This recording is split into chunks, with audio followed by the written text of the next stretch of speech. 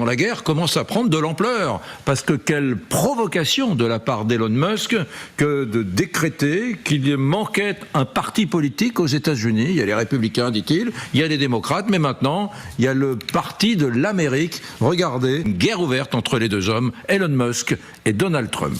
Chose promise, chose due. Après avoir posé la question sur son compte X personnel, Elon Musk annonce le résultat. Dans une proportion de 2 contre 1, vous voulez un nouveau parti politique et vous l'aurez. Quand il s'agit de ruiner notre pays par le gaspillage et la corruption, nous vivons dans un système à parti unique, pas dans une démocratie. Aujourd'hui, le Parti de l'Amérique est formé pour vous rendre votre liberté. Des mots qui sonnent comme une déclaration de guerre. Fini l'amitié ostensible entre les deux hommes. Le multimilliardaire qui a généreusement financé la campagne de Donald Trump s'estime trahi. À la tête du Doge, pour sabrer dans les dépenses fédérales, il s'oppose à la méga loi budgétaire qui ferait exploser le déficit public. En mai dernier, c'est le début de la rupture. Musk quitte ses fonctions, mais y croit encore. Je m'attends à rester un ami et un conseiller. Et s'il y a quoi que ce soit que le président aimerait que je fasse, je suis à son service.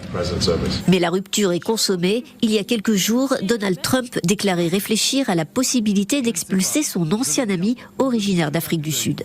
On pourrait mettre le Doge sur Elon. Le Doge est le monstre qui pourrait se retourner et manger Elon.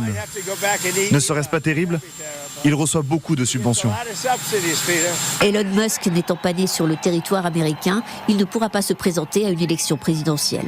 Comment peut-on avoir été amis, convergents sur les questions idéologiques à ce point, et désormais ennemis et totalement divergents ? Ça fait partie aussi du spectacle. Le transhumanisme, c'est aussi beaucoup de spectacles. Et là, la joute entre les deux mâles alpha, les plus connus sur la planète, l'un le plus riche, l'autre le plus puissant, rentre aussi dans cette dynamique-là. Parce que, par ailleurs, concernant Elon Musk, c'est quelqu'un quand même qui est connu pour vouloir conquérir Mars. Donc là, il essaye de conquérir le champ politique, en tout cas de détruire le bipartisme politique américain, ce qui n'a absolument aucune chance d'arriver, sauf miracle, un peu comme pour Mars. On en a vu des partis alternatifs se créer aux États-Unis, les partis libéraux, etc., qui n'ont jamais fait plus de 1%. Le système étatique est tellement complexe et tellement coûteux au sens ressources humaines, aussi au sens juridique du terme. Historiquement, un millionnaire qui a essayé en 92 de conquérir l'Europe n'y est pas arrivé.